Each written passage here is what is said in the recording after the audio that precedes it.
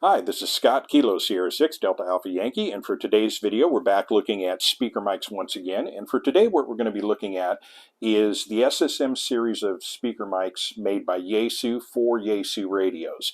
So we're going to look at the three different types of speaker mics and then have a closer look at how they're actually constructed, little anecdotal experience with them, and then we'll actually, like we did with the K-plug mics, we'll actually do an audio test on send and receive so you can see what these things sound like from both ends of the speaker mic.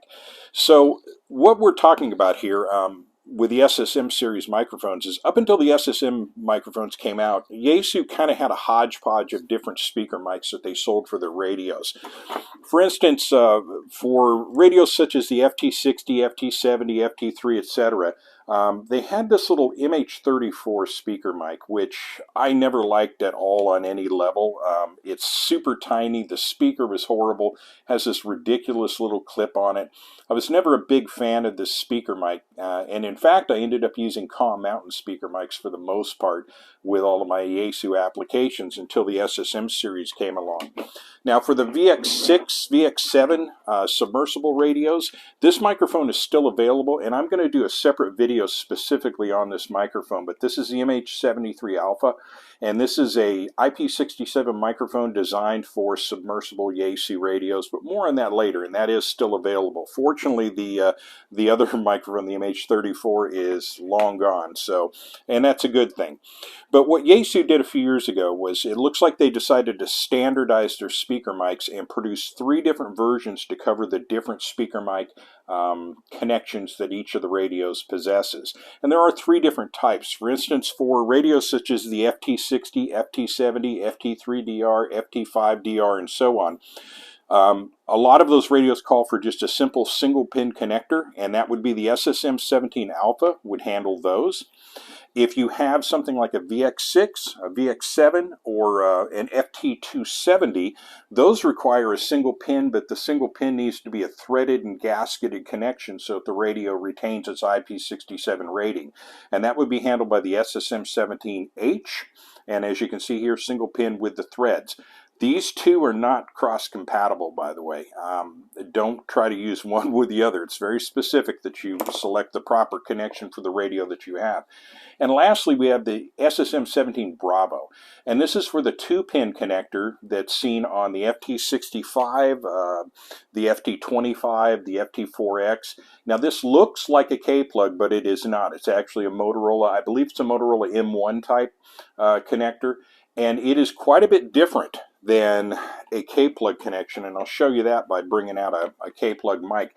As you can see here, the arrangement is completely different, particularly in regards to where the large pin is, the spacing between the pins, where the small pin is, and also you notice the rings on there. Everything is different on this. So a K-plug speaker mic will not work with an FT65 or FT4X. You need this specific one. Now, before I get into talking about these speaker mics in particular, let me explain why it's advantageous and kind of a good idea to use factory speaker mics with particularly with the more expensive radios.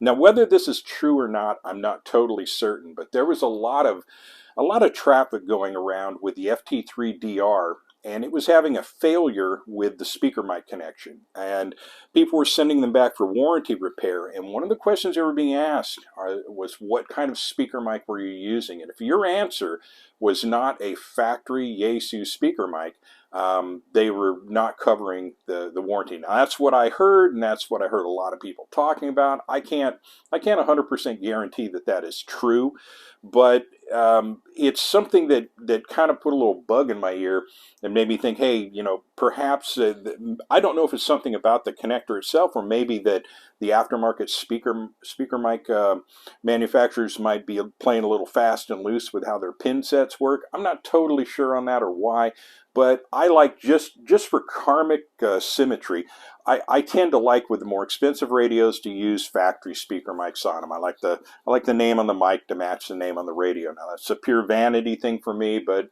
in this case with these SSM series microphones, it's not a hard decision to make because these are excellent little speaker mics. So let's get into what they are and how they operate.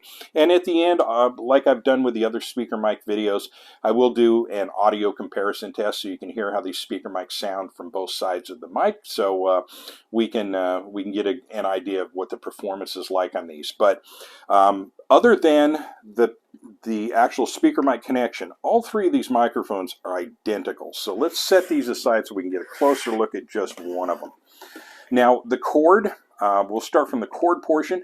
The cord is well constructed, heavy duty, and it's just the right length, at least for me. It works well whether the radio is mounted on a belt or a carrier. Doesn't matter. It's plenty long enough, but not so long that you've got a lot of excess cord flopping around.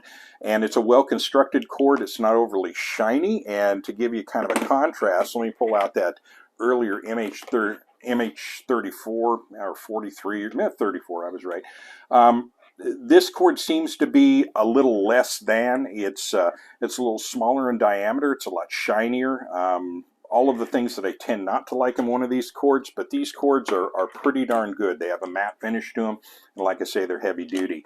Now the speaker mic body itself is pretty decent. It's not too big, not too small. It's kind of right in that Goldilocks zone. For instance, the Calm Mountain is verging on being a little bit too large. Then there's the MH73, which is for the submersible radios. It's downright huge. And then, of course, to offset, you have this teeny tiny little MH34, which is way too small. And look at that clip. That is just ridiculous. Again, glad to see this one gone. But this is a good size. No problem there. It feels not overly substantial, but it feels well constructed. Typical features, we have our microphone port right here. Of course, we've got our speaker underneath, and you'll hear how that operates later. The PTT is pretty solid. It doesn't seem to be overly weak. I'm not too concerned. Some of these have real dodgy PTT switches in the aftermarket side of things. This seems to be a well-designed, well-constructed PTT. Feels nice and positive. I don't really detect any dead spots, although it is hinged at the bottom. So if you grab too low on this, you're going to have to press a lot harder than you would up here. Pressing right in the middle is absolutely perfect.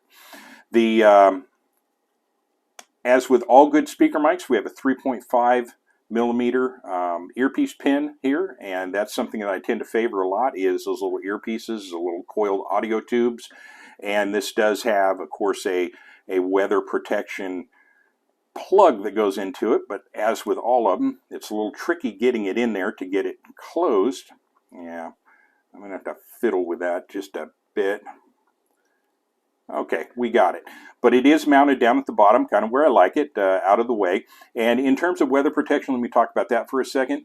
While Yaesu does not make a big deal out of this, because what you get in terms of box and literature is it'll come in just kind of a generic cardboard box. We have everything on the front here, but it really doesn't give you a heck of a lot of specifications. Internally, you get nothing. It comes with the speaker mic wrapped in a plastic bag, and there's really not a lot of supporting documentation as to what the specifications are on this. I still don't have a definitive number on what the output wattage is for the speaker mic. Not that that's terribly important, but you know, sometimes it will give you an idea of what kind of audio you can expect. But the main thing I was interested in is what is the weather protection rating on this. It took some doing to track it down, but I did finally determine early on that these are IP54 rated.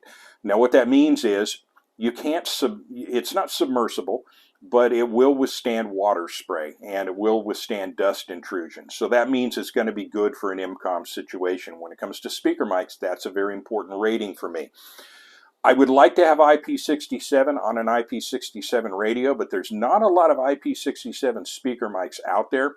And if you think about it logically for just a second, where most of us are carrying these speaker mics is up near our head. Now, the whole idea of a submersible microphone is that it can be at a depth of 1 meter for 30 minutes and resist water intrusion. While the speaker mic might survive that event, position next to your head, if it's IP67, you won't. So most of the time, I can't think of a lot of situations where your speaker mic is going to get completely submerged, but I can think of some where your radio might. Now, if it's something like a kayaking or fishing situation or maritime environment, well then yes, you're gonna there's a good chance you and the speaker mic might go underwater, and you might want to look at something different. But from an IMCOM perspective, IP54 seems to be a decent starting point in terms of weather protection, and all of these are IP54 rated. Now, the clip, that would be the last thing to look at. It's quite a bit bigger than the MH34 that I showed you earlier. It's okay. I would have preferred that it was a bit longer. Specifically, if I wanted to clip this onto, for instance, some MOLLE, but there's an advantage to that, and I'll explain that. Sometimes if it is long enough for this hook to get beyond the MOLLE, when you go to take that off, trying to get that out once it's hooked onto the bottom portion of the MOLLE row you've clicked onto, it's kind of a pain in the ass. One thing I can tell you is this will slide into a MOLLE channel. It doesn't over-penetrate. It'll stay where you want it, and when you want the mic off of your body, you just simply yank it and it comes right off. And I have some other solutions that I'll show later in terms of attaching these to carriers. I talked about that in another video, and I'm going to do a separate video specifically on how to mount these things on a carrier. But the clip is perfectly serviceable. It's well made. It does rotate all the way around, so you can position it exactly how you want it. So that's really kind of about it.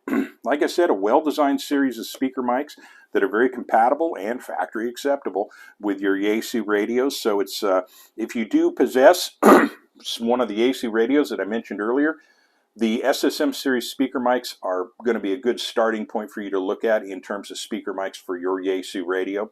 So with that, I'll bring this portion of it to a close, and we'll go ahead and go to the audio test so that you can see how these speaker mics perform on send and receive. So with that, we'll go ahead and switch at this point to that video footage. Kilo Sierra 6 Delta Alpha Yankee testing. Audio test through a Yaesu SSM 17 Alpha speaker mic. Kilo Sierra 6 Delta Alpha Yankee clear. Kilo Sierra 6 Delta Alpha Yankee testing. Yaesu FT60 with Yaesu SSM 17 Alpha speaker mic. Audio test. Kilo Sierra 6 Delta Alpha Yankee clear. Okay, and we're back. As you can see from the audio tests on receive, that being that information coming through the speaker, the SSM series microphones have excellent speakers, nice and clear, amongst the best of all the speaker microphones that I own. Clear, authoritative audio. I have absolutely no complaints whatsoever. Excellent, excellent audio. Transmit audio is okay. I'm not going to say it's excellent. It's a little on the gritty side for me, but it's perfectly acceptable in terms of being readable. And I imagine if I positioned the microphone a little different or fiddled around with it, I could get better audio report out of it. But it's perfectly acceptable for HT use. You can definitely hear what I said. So I don't really have too many complaints there. Like I say, it's okay. Now let's talk about the last of the details, and that is going to be the price and availability. When it comes to the pricing on these speaker mics, it's kind of an odd duck. One would think, because aside from the connections, everything is identical, that the price would be the same for all of the speaker mics, and oddly enough, it's not. And I can't really see any one of these connectors being particularly specific. And in fact, if I was going to say, probably the most, I would imagine the most difficult connector would probably be the threaded single pin, because it's got a gasket and there's a little bit more involved in building it. But oddly enough, that speaker mic retails for $29.99. The next one that I would think would be a little more involved would be the 2-pin connector for the SSM 17 Bravo for the FT65s and whatnot, but that's only $25.99. But the strange one, the simplest connector of all, and again, everything from the connector forward is the same on all of these speaker mics, but the single pin connector, probably the simplest of the ones to produce, is retailing at $39.95. So there's, something like a $14 difference from one range to the others. And I really don't understand that at all, except for the economics of supply and demand, perhaps. Or maybe the fact that Yaesu is thinking the kind of guys that are buying the SSM 17 Alpha with the single pin connection are buying them for FT5 DRs. And the FT5DR, of course, is their flagship, most expensive radio. Maybe they think that. I'm not totally sure. But when it comes to the actual pricing, it's a wee bit of a disappointment, to be completely honest with you. But still, even at $39.95 for the SSM 17 Alpha, you're still getting good value for your money. I don't think it's on the edge of being probably a little bit extreme. I'd look for a sale. Maybe you can find one there, or maybe Amazon, eBay, etc. You might find it a little bit less expensive, but I still would lean towards these in favor of an aftermarket microphone, just for the fact that it's you know, you have a company, you have a door you can knock on if you have a problem with the speaker mic to get a return or a repair, a warranty repair. Also, the fact that this is a factory microphone for a specific radio that might be on the expensive side. So if I'm plugging a speaker mic into something like an FT5DR that I spent a lot of money on, I'm going to want to make sure that I'm plugging in the absolute correct speaker mic for that application. So with that, I'll go ahead and bring it to a close, and that'll end it for the Yaesu SSM Series speaker mics. And I'll be talking about more speaker mics intermittently going forward. I have quite a few more to work through. But with that, I will bring it to a close. Thank you for watching and or listening. And just as a reminder, SpectorGear.com is my day job, and that's what keeps the lights on around here and keeps me able to make videos like this. So your patronage is appreciated. If you wanted to support me in any way possible, buy some gear from Spector Gear. That's about the only way I'm going to hit you up for any kind of dough. I don't do Patreon or anything like that. I do this merely as a, you know, as a service representing the company, and also, you know, representing the hobby itself, and it's something that I like to do. So with that, I will bring it to a close. Thank you for watching. This is Scott Kilo, Sierra 6, Delta Alpha Yankee from Southwest Visalia, California. Have a wonderful day.